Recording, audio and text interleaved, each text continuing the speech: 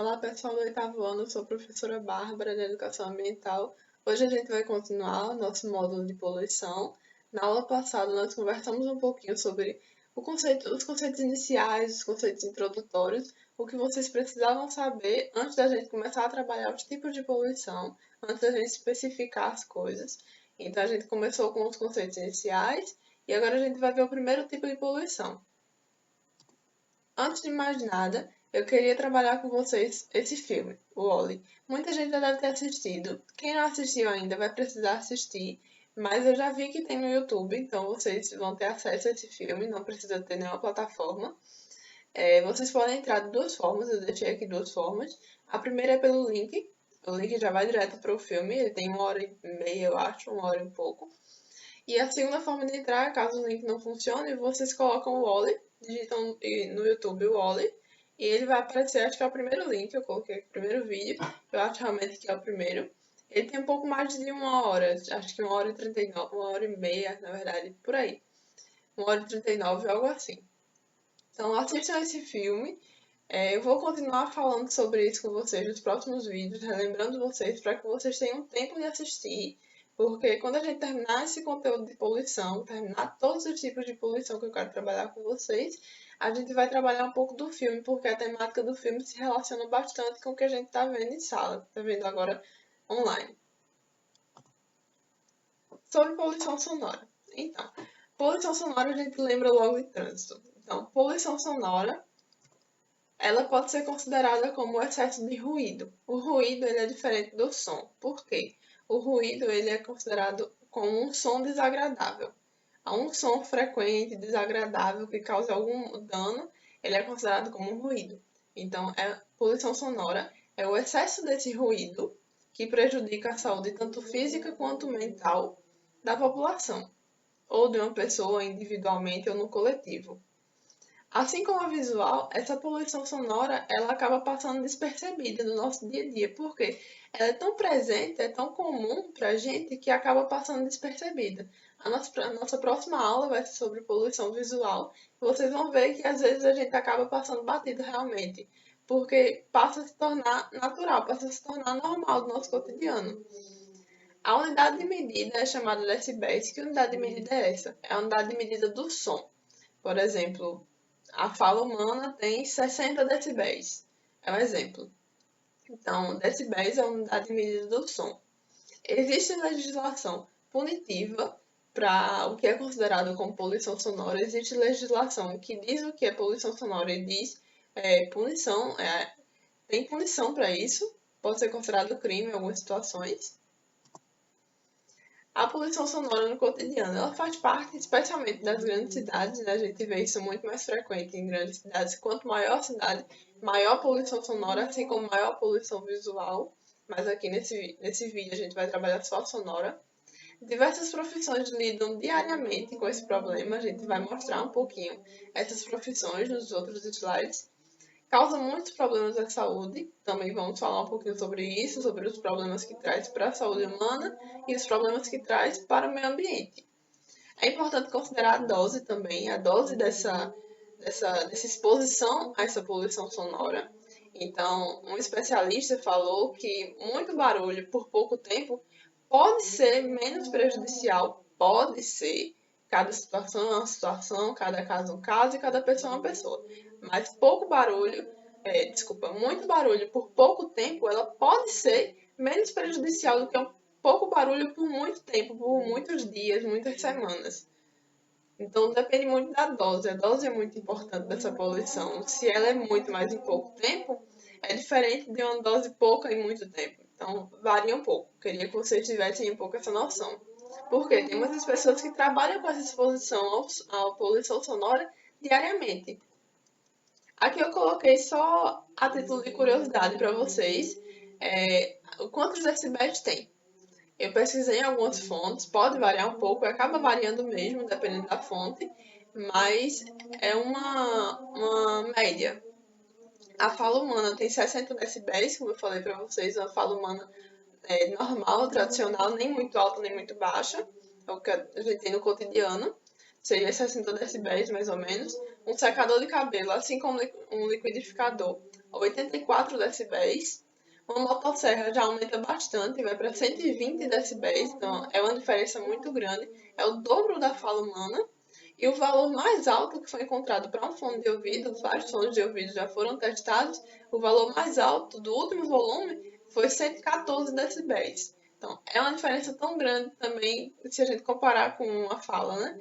A fala que a gente está acostumado no nosso dia a dia e escutar, praticamente o dobro disso num fone de ouvido, não tem como não ser prejudicial à saúde, né?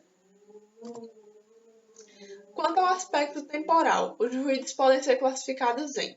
Existem 4 formas de classificar os ruídos, que são os sons desagradáveis, né? Eles podem ser classificados como contínuos. E o que é esse contínuo? É o que se mantém constante, é o que a gente chama de ruído ambiental de fundo. É o que a gente tem no normal, que tem sempre. A gente nunca está no silêncio completo. Então, esse seria o contínuo. Depois vem o flutuante. Esse flutuante, a questão é que ele varia em função do tempo, de acordo com o tempo, ou de forma periódica ou aleatoriamente, como acontece no tráfego de automóveis, né, de carros, de determinada via pública. Isso varia em função do tempo, de forma aleatória, nesse caso. O terceiro tipo é transitório. Esse transitório, o ruído se inicia e termina num tempo determinado, não é de forma aleatória. Então a gente consegue ver esse ruído iniciar e terminar. É uma situação num tempo determinado. O último é de impacto. Esse de impacto, a gente vai ter um aumento, uma elevação muito grande do ruído. Por exemplo, do nada a gente liga uma caixa de som muito alta, então seria um ruído de impacto, um aspecto temporal de impacto. A gente classifica dessas 4 formas: contínuo, flutuante, que vai variar em função do tempo, de forma periódica ou aleatória, transitório, que vai variar com o tempo determinado, ele tem um tempo para começar e um tempo para terminar, e o de impacto, que é um aumento elevado de uma vez do ruído, assim, inesperadamente, vamos dizer assim. Então, nesse slide eu coloquei, eu queria falar um pouco sobre a poluição sonora que a gente tem no nosso cotidiano. E eu imagino que na cabeça de vocês, assim como na minha, a primeira coisa que vem quando a gente pensa em poluição sonora no nosso cotidiano é o trânsito. Porque os automóveis, os carros em geral, em si, eles já fazem barulho, por si próprios já fazem barulho. E além disso, ainda tem as buzinas, ainda tem pessoas falando, então é uma poluição sonora acumulada e muito grande. Eu coloquei essa segunda imagem de propósito, para que vocês observassem a questão dos ônibus e das motos. Se a gente for medir os decibéis, o som, o ruído produzido por ônibus e motos, eles têm um nível de ruído acima. Então, eles têm uns decibéis acima do que a gente tem no carro. Então, eles produzem um ruído maior e mais alto do que o carro. O ônibus e a moto produzem esse ruído mais alto que o carro comum. Então, esse é um dos grandes problemas, realmente. O trânsito caótico, cada vez mais carros, cada vez mais motos, cada vez mais ônibus, é um grande problema para a poluição sonora, causa grande poluição sonora no nosso cotidiano, na nossa vida. Coloquei aqui algumas profissões que estão muito relacionadas com a poluição sonora, porque lidam com ela diariamente, trabalham com ela, precisam conviver com ela.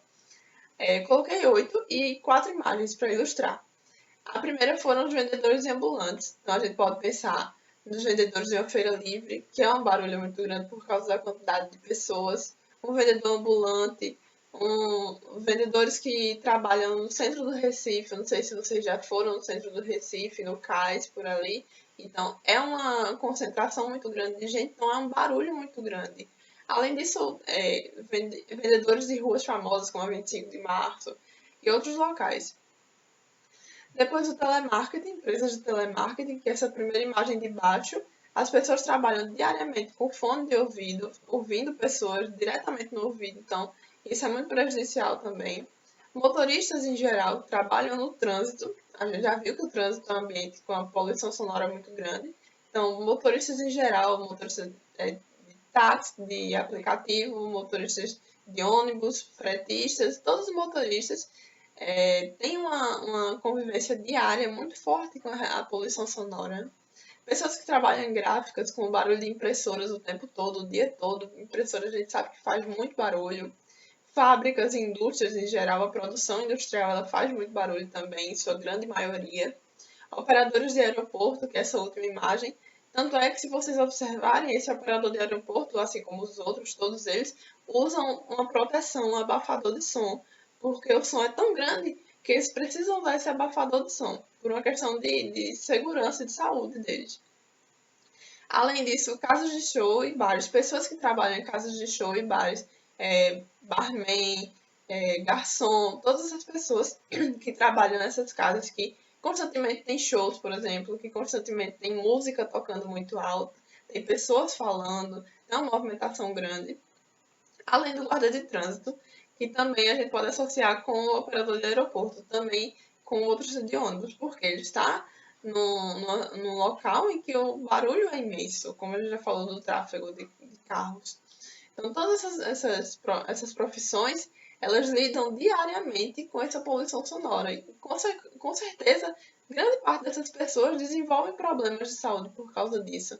Essas são só algumas, existem muitas outras profissões que lidam com esse problema, que precisam conviver e acabam aprendendo a conviver com esse problema. Tanto é que a gente, às vezes, acaba passando despercebido, como eu falei no início desse vídeo. Eu coloquei aqui mais duas situações que eu queria explorar melhor com vocês. A primeira seria esse avião. Como eu falei para vocês, o operador do aeroporto, ele precisa desse fone, desse abafador de som, porque o barulho é tão alto que seria muito prejudicial a ele. E a segunda situação são os fogos de artifício.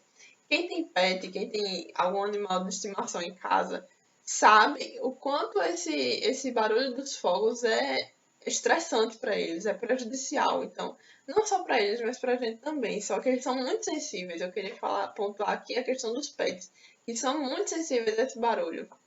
E hoje em dia existem alguns fogos um pouco mais silenciosos, mas não são tão usados. Aqui eu coloquei algumas manchetes sobre aeroportos para vocês terem noção. A primeira diz que o barulho de aviões tira o sossego de vizinhos do aeroporto de Guarulhos, que é um grande aeroporto aqui do Brasil.